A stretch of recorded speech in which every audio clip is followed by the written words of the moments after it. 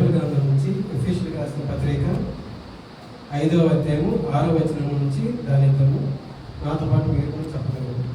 వ్యర్థమైన మాటల వలన ఎవడను మిమ్మల్ని మోసపరచనీయుడి, ఇటు క్రియల వలన దేవుని ఉగ్రత అవిధేయులైన వారి మీదకి వచ్చును కనుక మీరు అట్టి వారితో పాలువారై ఉండుకుడి. మీరు పూర్వమందు చీకటై ఉంటిరి, ఇప్పుడైతే ప్రభువునందు వెలుగై ఉన్నారు. వెలుగు ఫలము సమస్త విధములైన మంచితనము, నీతి, సత్యమును వాటిలో కనబడుచున్నది.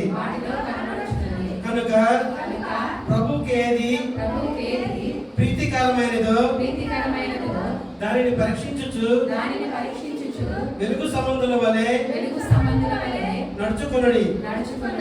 నిష్ఫలమైన అంధకార క్రియలలో పాలువారై ఉండక వాటిని ఖండించుడి.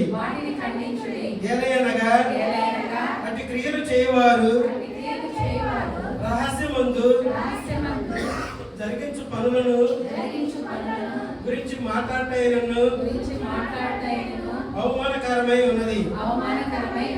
సమస్తమును ఖండింపబడి వెలుగు చేత ప్రత్యక్షపరచబడును.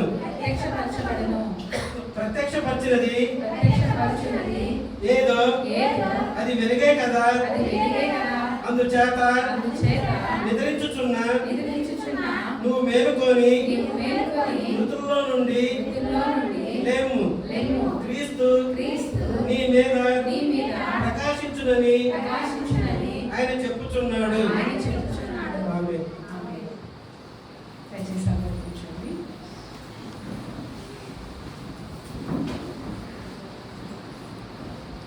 మంచిది. మనము ఎఫెసీ పత్రికను ధ్యానం చేసుకుంటూ ఉన్నాం. ఎఫెసీ పత్రిక మొదటి 3 అధ్యాయంలో మనము సిద్ధాంతపరమైన విషయాలను నేర్చుకుని ఉన్నాం. 4వ అధ్యాయం నుండి మనము దేవుని బిడ్డలుగా వ్యక్తిగతంగా దైవికంగా మనం ఎలా జీవించాలి, ఎలా నడుచుకోవాలి, ప్రాముఖ్యంగా 4వ అధ్యాయంలో ప్రారంభంలోనే మనం పిలువబడిన పిలుపుకు తగినట్లుగా నడుచుకోవాలంట. మనం అందరం కూడా దేవుని చేత పిలువబడిన వారము, ఏర్పరచబడిన వారము, ఆయన వంశంలో ఆయన కుటుంబంలో సభ్యులుగా ఉన్నాం. కాబట్టి ఆయన కుటుంబంలో ఆయన బిడ్డలుగా ఉన్న మనం అందరం కూడా ఎలా నడుచుకోవాలి అనేది 4వ అధ్యాయంలో నుండి మనం చూస్తాం కదా. 4వ అధ్యాయంలో మనం ఏం సాత్వికంతో పూర్ణమైన విధేయతతో నడుచుకోవాలని, దేవుని ప్రేమ కలిగి నడుచుకోవాలని నేర్చుకున్నాం. గత వారం అయితే మనం ఏం నేర్చుకున్నాం? 5వ అధ్యాయంలో మీరు ప్రియమైన పిల్లల వల్ల ఎవరిని పోలి నడుచుకోవాలని నేర్చుకున్నాం చెప్పండి. దేవుణ్ణి పోలి నడుచుకోవాలని నేర్చుకున్నాం. ఆయన మన తండ్రి, మనం ఆయన కుటుంబంలో మనమందరం కూడా సభ్యులము. మనల్ని ఆయన దత్తపుత్రులుగా చేసుకున్నాడు. కాబట్టి మనం అందరం కూడా ఎవరిని పోలి నడుచుకోవాలి? నాకైనా మీకైనా మనందరికీ మాదిరి ఎవరు? క్రీస్తుని మన మాదిరిగా తీసుకొని నడవాలి. ఆయన క్రీస్తు మాదిరి అంటే ఏంటి? ఆయన ఎలా ప్రేమించాడో అలా ప్రేమించగలటం, ఆయన ఎలా క్షమించాడో అలా క్షమించగలటం, ఆయన ఇతరుల పట్ల ఎలాంటి కనికరం చూపించాడో అలా కనికరం చూపించగలటము, సహాయపడటము, ఇవన్నీ కూడా క్రీస్తుని పోలి నడుచుకోవటం అంటే ఆయన ఎలా ఉన్నాడో అలా నడుచుకోవటం. కాబట్టి ఇంకా మనం ఏమని నేర్చుకుని ఉన్నాం అంటే 3వ వచనం నుండి మనలో క్రీస్తు విరోధమైన కార్యాలు మనలో ఉండకూడదు అని నేర్చుకున్నాం. క్రీస్తుకు విరోధమైన కార్యాలు, లేకపోతే క్రీస్తుని కలిగి లేని వారు, పరిశుద్ధాత్మ లేని వారు, దేవుని కుటుంబంలో చేర్చబడిన వారి లక్షణాలు ఏంటంటే ఏమంటాం? మనం ఏం చూసాము? వాళ్ళు ఏం కలిగి ఉంటారు? జాగ్రత్త పనులు చేస్తారు, అపవిత్రత కలిగి ఉంటారు, లోభత్వం కలిగి ఉంటారు. ఇంకా మనము ఇవన్నీ చూసాం. అంటే కృతజ్ఞత లేని మాటలు మాట్లాడతారు, బూతులు మాట్లాడతారు. ఇవన్నీ కూడా ఎవరికి తగవు? క్రీస్తుని పోలి నడుచుకునే వారికి తగని విషయాలు ఇవన్నీ కూడా. అంధకార క్రియలు కలిగి జీవించేవారు కలిగి ఉండే ప్రవర్తన అనమాట. ఇవన్నీ చెప్పుకుంటూ వచ్చి 6వ వచనంలో ఏమని చెప్తున్నాడంటే, వ్యర్థమైన మాటల వల్ల ఎవడునూ మిమ్మల్ని మోసపరచనీయుడి, ఇట్టి క్రియల వల్ల దేవుని ఉగ్రత విధేయులైన వారి మీదకి వచ్చును కనుక మీరు అట్టి వారితో పాలువారై ఉండొద్దు.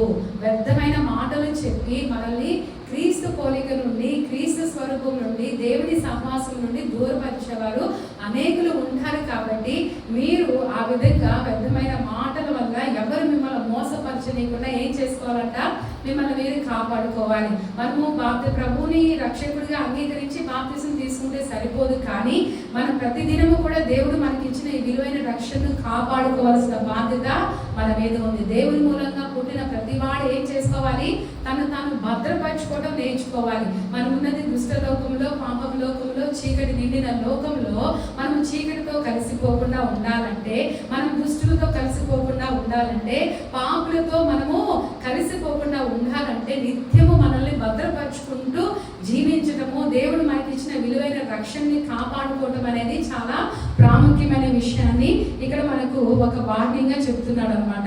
కాబట్టి ఇక్కడ ఏం చెప్తున్నాడంటే, ఈ వార్నింగ్ ఏంటంటే, మనము ఎందుకు ఈ నిర్జీవ క్రియలన్నింటినీ వదిలిపెట్టాలి అంటే, వ్యభిచారమే కానీ, లోభత్వమే కానీ, అపవిత్రత కానీ, బూతులు కానీ, కృతజ్ఞత లేని స్వభావం కానీ, ఇవన్నీ వీటిలో చూడండి, కృతజ్ఞత లేకపోవడం కూడా ఏంటంట పాపం. దేవుని బిడ్డలకి ఎప్పుడు కృతజ్ఞత ఉండాలండి, అర్థమవుతుందా? కృతజ్ఞత లేని వారు దేవుని సంతోషపరచనేరు, దేవుని ఆశీర్వాదాలు పొందుకోరు. ఎప్పుడు కూడా మనం కృతజ్ఞత కలిగి ఉండాలి. కొంతమంది, నేను ఎప్పుడు ఈ మాటను జ్ఞాపకం చేస్తూ ఉంటాను, మనము ఎప్పుడు కూడా మనకన్నా దీన స్థితిలో ఉన్న వారితో కంపేర్ చేసుకోవాలి ఆర్థికంగా, అర్థమవుతుందా? ఆత్మీయంగా మాత్రం మనకన్నా ఉన్నతమైన స్థితి వరకు మనం పోల్చుకోవాలి. మనం ఎప్పుడు ఉల్టా చేస్తాం. ఆ ఉల్టా చేసినంత వరకు మన భక్తి అనేది అభివృద్ధి చెందదు. మనము ఎప్పుడు కూడా దీన స్థితిలో, బ్రహ్మ నాకైతే ఈ స్థితినన్నే ఇచ్చావు, నాకంటే దీనులు నాకు కనబడుతున్నారు, వారిని కనికరించు అని వారి పట్ల మనము ప్రార్థన కలిగి ఉన్నప్పుడు మనకు కృతజ్ఞత నిండుతుంది. ఒక వ్యక్తి, ప్రభా ఎంత కాలం నేను అడుగుతున్నాను, ఒక్క షూయేగా ఇన్ని నెలలు అడుగుతున్నాను, ఇవ్వట్లేదు ఏంటని చెప్పేసి పోరాటానికి వచ్చాడంట ప్రార్థన చేయడానికి ప్రభు సన్నిధికి. కానీ ప్రార్థన చేసి చేసి తన బయటకు వెళ్ళిన తర్వాత ఎవరు కనిపించారు తనకి? కాళ్ళు లేని ఒక వ్యక్తి కనిపించినప్పుడు వెంటనే పశ్చాత్తాపడ్డాడంట, ప్రభా నాకు కాళ్ళు ఇచ్చావు, నీకు వందనాలు.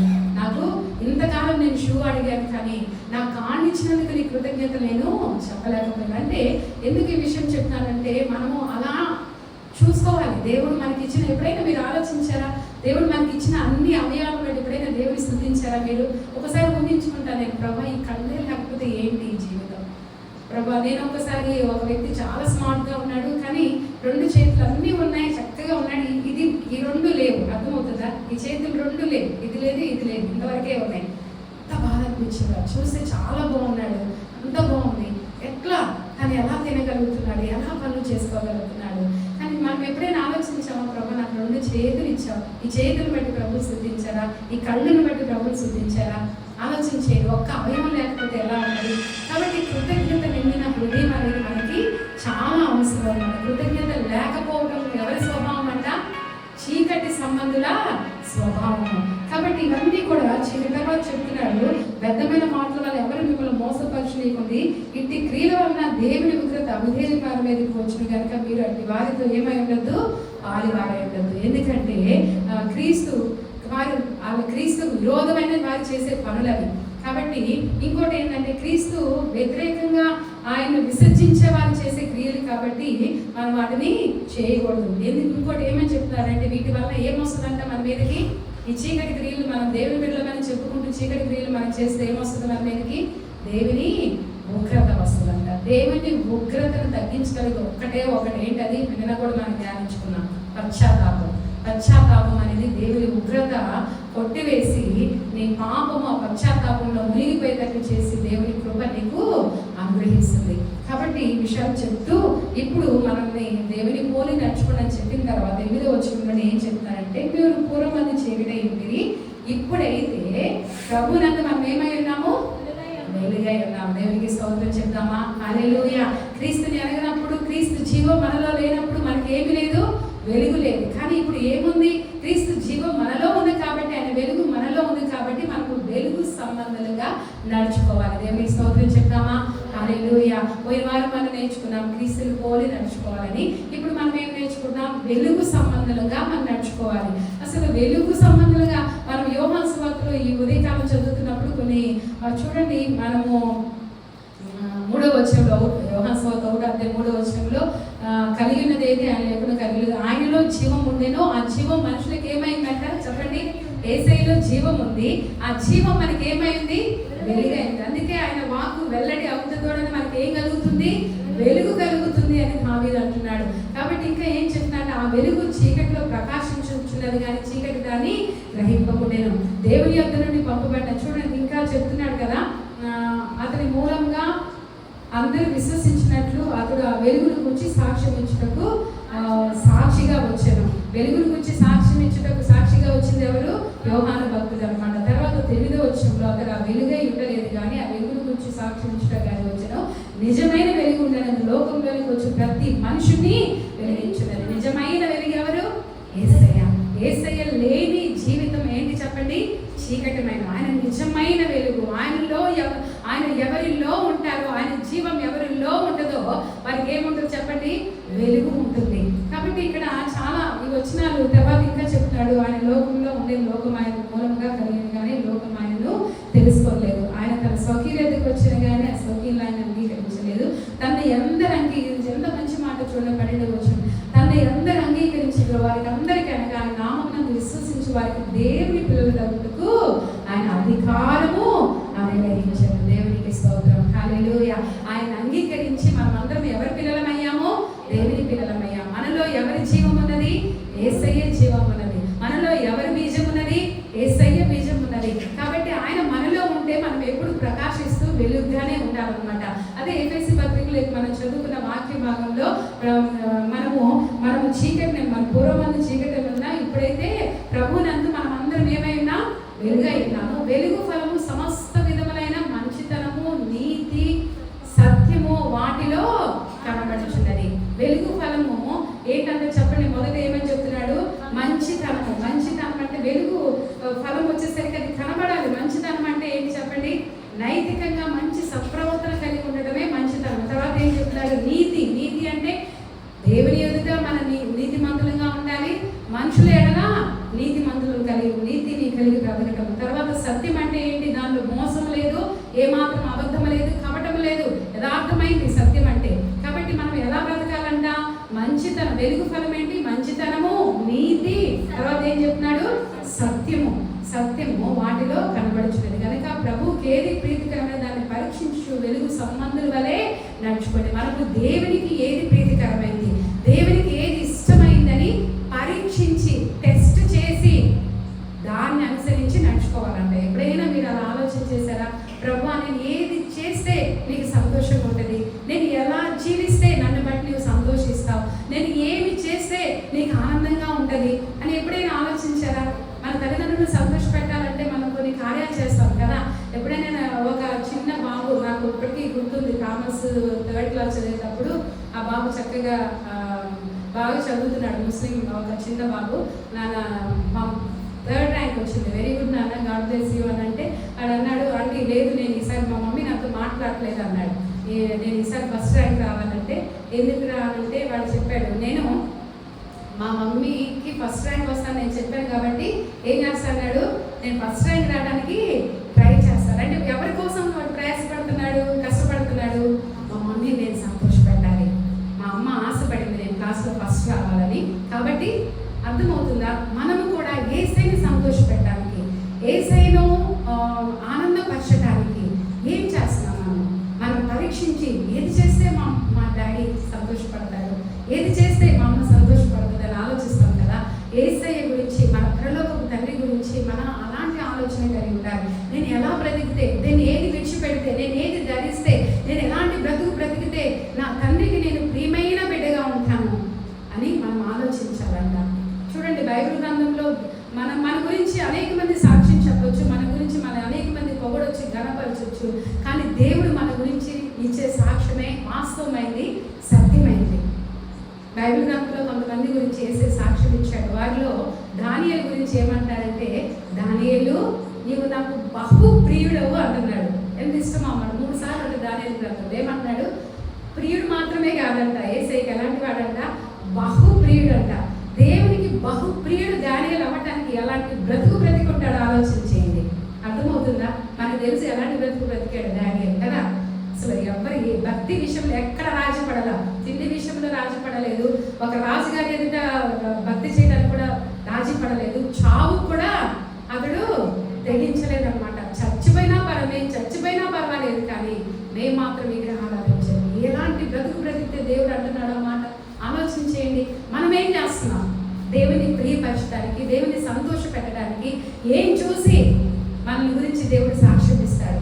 ఏది ప్రీతికరమైందో ఇక్కడ చక్కగా చెప్తున్నాడు. కనుక ప్రభువుకి ఏది ప్రీతికరమైందో దాన్ని పరీక్షించు, యేసయ్యకి ఏది ఇష్టమో దాన్ని పరీక్షించు, వెలుగు సంబంధుల వలె నడుచుకోండి. వెలుగు సంబంధుల వలె నడుచుకోవడం అంటే ఎందుకు వెలుగు సంబంధులుగా నడుచుకోవాలి? మన యేసయ్య ఏమై ఉన్నాడు?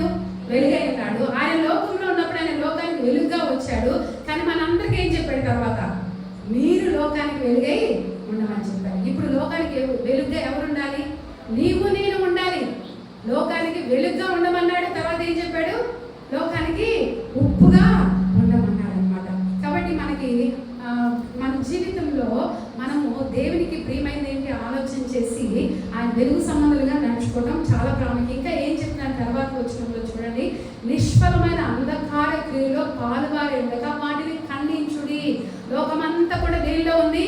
అంధకారంలో ఉంది. అంధకార క్రియలు జరిగిస్తుంది. మనము ఎక్కడ ఉన్నాము? లోకంలోనే ఉన్నాము. కానీ మన వెలుగు ఎక్కడ ప్రకాశిస్తుంది? అర్థమవుతుందా అండి?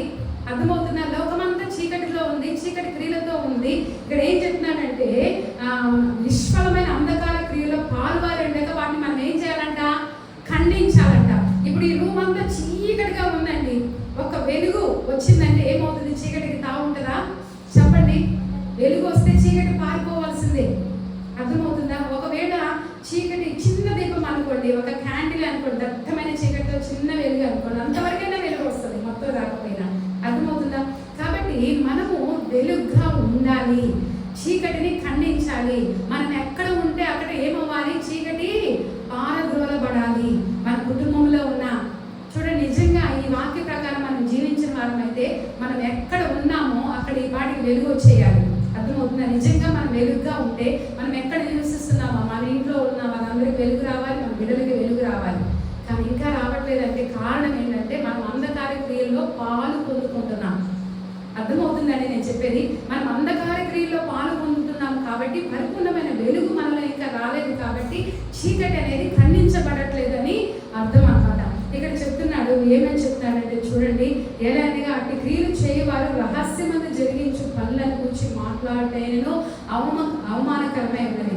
సమస్తము ఖండించబడి వెలుగులో ప్రత్యక్షపరచు అది ఏదో అది వెలుగే కదా. ఒక వెలుగు వచ్చిన తర్వాత అన్ని బయట కనపడతాయి. కాబట్టి మనం ఉన్నప్పుడు ప్రత్యక్షపరచబడేది ఏదో అదే వెలుగు. చూడండి, చీకట్లో ప్రజలు ఏం చేస్తారు? చీకట్లో చేసే దొంగతనమైన, మోసమైన, అబద్ధాలైన, లేకపోతే వ్యభిచారమైన, లేకపోతే చూడండి కనీసం త్రాగుబోతులు కూడా సాయంకాలం వేసేలోకి వచ్చాక చీకటి ఉంటుంది. గబుక్కన కొంతమంది కనపడతారు, చిన్న దీపమో టార్చ్ లైట్ పెట్టుకొని చుట్టూరు కూర్చొని ఏం చేస్తూ ఉంటారు? తాగుతూ ఉంటారు. చీకటి క్రియలన్నీ ఎక్కడ చేస్తారు? చీకట్లో చేస్తూ ఉంటారు. అర్థమవుతుందా?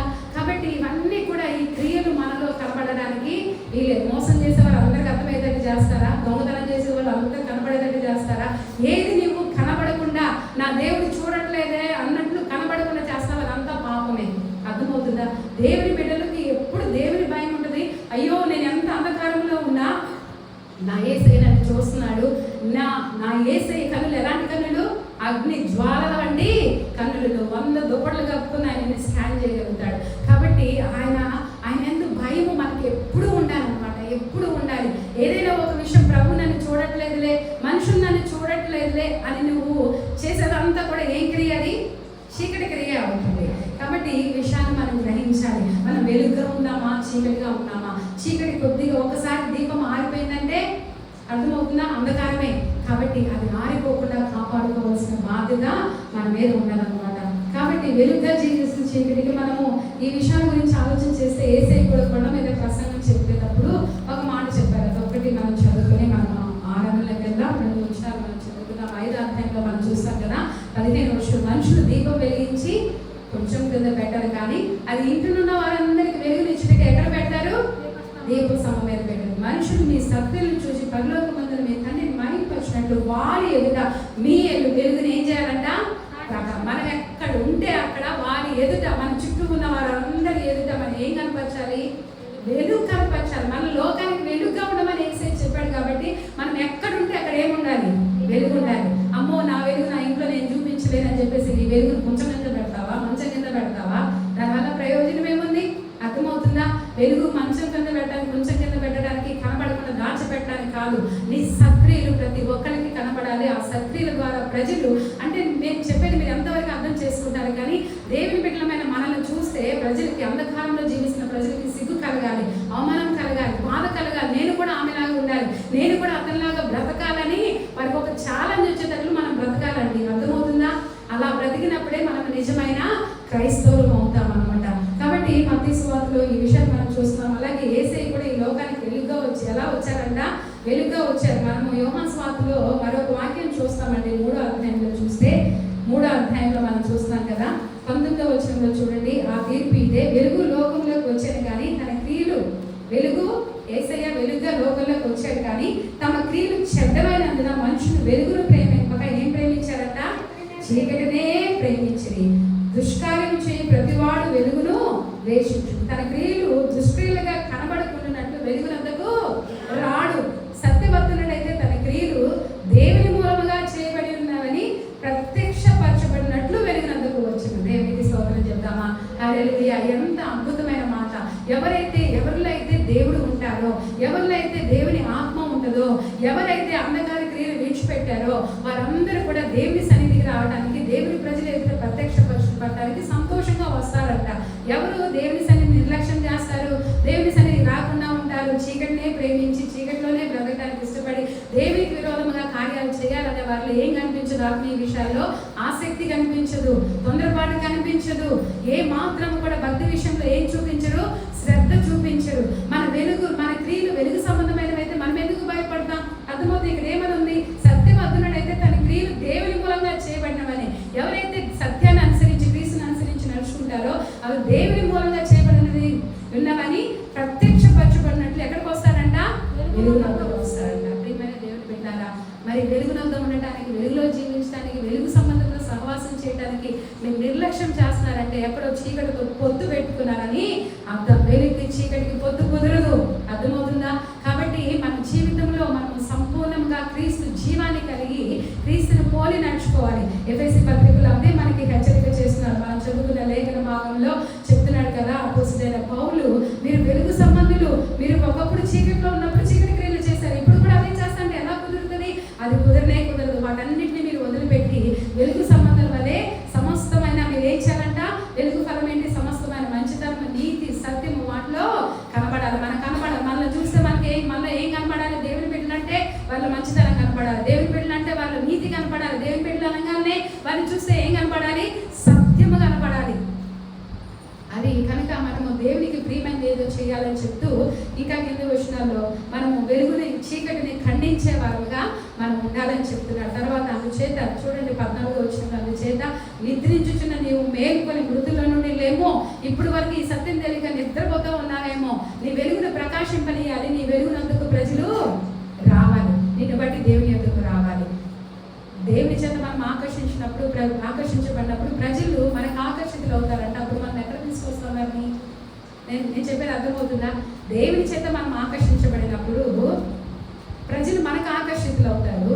అప్పుడు ఆకర్షించబడిన వారిని మన వైపు మలుచుకోవడం కదా, ఎక్కడ తెస్తాం? మనము దేవుని వెలుగునందుకు తెస్తాం. ఈ విధంగా మనము దేవుని రాజ్యాన్ని కట్టగలుగుతాం, సంఘ క్షేమాభివృద్ధిని కలిగించగలుగుతాం అన్నమాట. ఇదే పౌలు మనకు చెప్తున్నాను. అందుచేత నిద్రించున్న మనము నిద్రలో ఉండదు, మేలుకొంటే మృతుల్లో లేమో, క్రీస్తు నీ మీద ప్రకాశించునని అని చెప్తున్నాను. క్రీస్తు మన మీద ప్రకాశించేటట్లుగా మనం బ్రతకాలి, వెలుగు సంబంధంగా మనం జీవించాలి. నా చిన్నప్పుడు పాట గుర్తొచ్చింది నాకు. ఇది వాక్య రాత్రి చదువుతుంటే, this little light of mind I'm going to let it shine. అంటే లిటిల్ లైట్, మనం అందరం కూడా చిన్న చిన్న వెలుగులను ఈ వెలుగు ప్రకాశిస్తూ ఉండనివ్వాలంట. సాతాను భలే ఉంటుంది ఆ పాట, I will not let Satan blow it out. అంటే సైతాన్ వచ్చి దాన్ని ఆర్పేటట్లుగా నేను అవకాశం ఇవ్వను, నా స్నేహితులు వచ్చి దాన్ని ఆర్పేటట్లుగా నేను అవకాశం ఇవ్వను, ఎవరు దీన్ని ఆర్పివేయడానికి వీలేదు. నేను రోజు ఏమవుతాను? ఇంకా ప్రకాశిస్తాను. అర్థమవుతుందా? నీ లైట్ చిన్నదైనా సరే దాన్ని ప్రకాశిస్తూ ఆరిపోకుండా ప్రకాశించేటట్లుగా దాన్ని కాపాడుకోవాల్సిన బాధ్యత నీకుంది. నేను మరలా నాకు జ్ఞాపకం చేస్తున్నాను ఆ quotation, no light up your little lamp, no matter how small the flame is, it may be a ray of hope for someone who are in the darkness. ఇది నన్ను చాలా ఇన్ఫ్లుయెన్స్ చేసిన ఒక కొటేషన్. నీ దీపము చిన్నదైనా సరే దాన్ని వెలిగించు, దాన్ని ప్రకాశింపనివ్వు. అది చిన్నదైనా పర్వాలేదు. చీకటిలో అంధకారంలో కొట్టుమిట్లాడుతూ దారి లేకున్న వారికి ఆ చిన్న వెలుగు ఏమిస్తుందంట? నిరీక్షణ రేఖగానని పనికి వస్తుందంట. కాబట్టి మనకు వెలుగుగా ఉండటానికి వేసే మనకు పిలిచాడని మనం ఎన్నడూ మర్చిపోవద్దండి. చీకటితో పొత్తు పెట్టుకోవద్దు, చీకటి ప్రజలతో కలిసిపోవద్దు. మనం ప్రత్యేకింపబడిన వారము. దేవుని ఆయన రాజులైన యాజక వంశంలో మన ప్రభువు ఏమై ఉన్నాడు? వెలుగు సంబంధం వెలుగై ఉన్నాడు. వెలుగు సంబంధమైన బిడ్డలుగా మనం జీవించడానికి పిలువబడ్డాం. కాబట్టి వెలుగుగానే ఉందాము. మన వెలుగు రోజు రోజుకి ఏమవ్వాలి? ప్రకాశించేటట్లుగా మనం చూస్తున్నాం. అందరూ లేచి నిలబడదాము.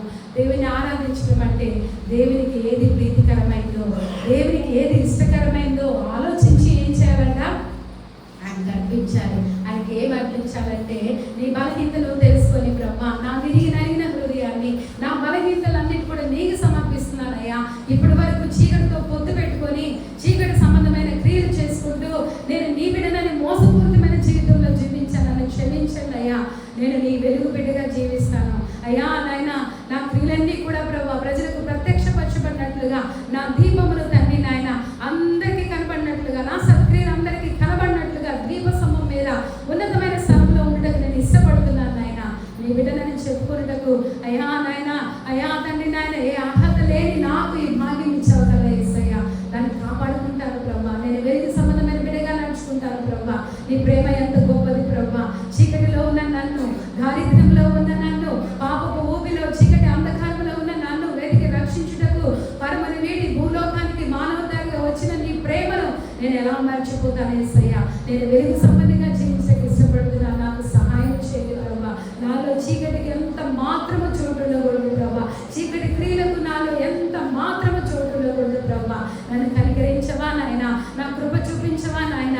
నీకు ఏది ప్రీతికరమైందో, నీకు ఏది ఇష్టమైందో అది చేస్తానయ్యా. ఇప్పటి నుండి నాకు సహాయం చేయండి ప్రభా. అయ్యా, నిన్ను ఇష్టపరచడానికే నేను చూసుకుంటానయ్యా. నిన్ను సంతోష పెట్టడానికే నేను బ్రతుకుతానయ్యా. ఎందుకంటే ఈ దినాన నేను కలిగి ఉన్న సంతోషం నిన్ను బట్టే కదా. ఈ దినాన నేను కలిగి ఉన్న జీవం నిన్ను బట్టే కదా. నేను నీ కొరకే జీవిస్తాను ప్రభా అని సమర్పణతో కృతజ్ఞతాస్తుతులు చెల్లిస్తూ హృదయపూర్వకంగా ప్రభుని ఆరాధిద్దాం. దయచేసి ఎవరు కళ్ళు తిరిగి చాటి చూడద్దు. ఆత్మతో సత్యంతో ప్రభుని ఆరాధించడం నేర్చుకున్నాం. మీరు కళ్ళు మూసుకొని దైవ ధ్యానంతో సంపూర్ణ సమర్పణతో ప్రభుని ఆరాధిస్తే చిన్నలైన పెద్దలైన వృద్ధులైన పరిశుద్ధాత్మ దేవుడు మీకు కనిపిస్తాడు. దేవుడు మిమ్మల్ని దర్శిస్తాడు. కృషిలో కూర్చున్న వృద్ధులం కదా అనుకోవద్దు. వృద్ధులు కూడా వృద్ధాత్మందు నీతి మందులు చిగురు పెట్టి పచ్చగా ఉండేది ఉంటారంట.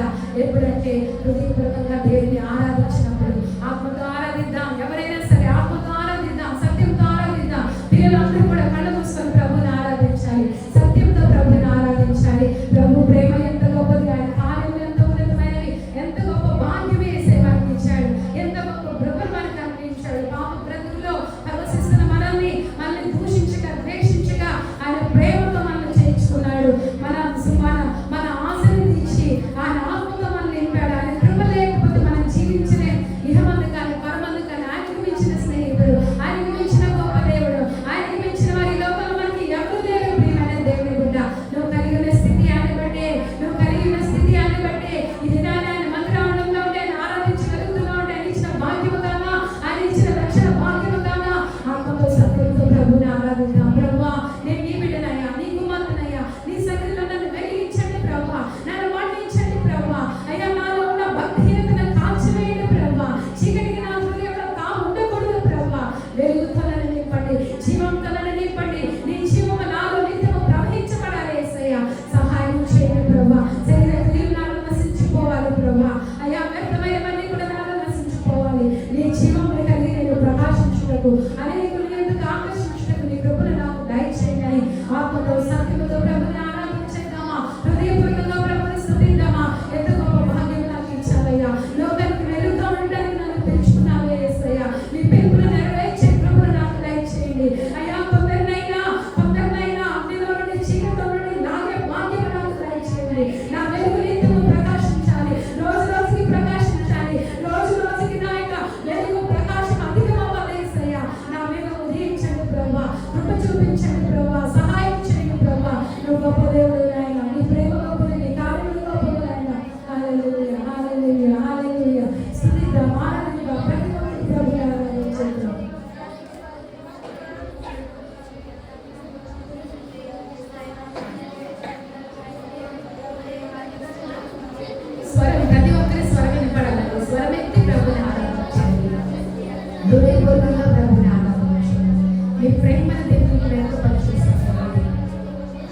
హల్లెలూయా హల్లెలూయా హల్లెలూయా. పిల్లలు ప్రతి ఒక్కరు ఈషా అందరు కళ్ళు మూసుకొని ప్రతి ఒక్కరు కూడా ప్రభుని ఆరాధించారు. ప్రభుని ఆరాధించుదాం. Thank you thank you Jesus thank you Jesus thank you పరిశుద్ధుడానికి స్తోత్రం స్తోత్రం స్తోత్రం స్తోత్రం స్తోత్రం హల్లెలూయా.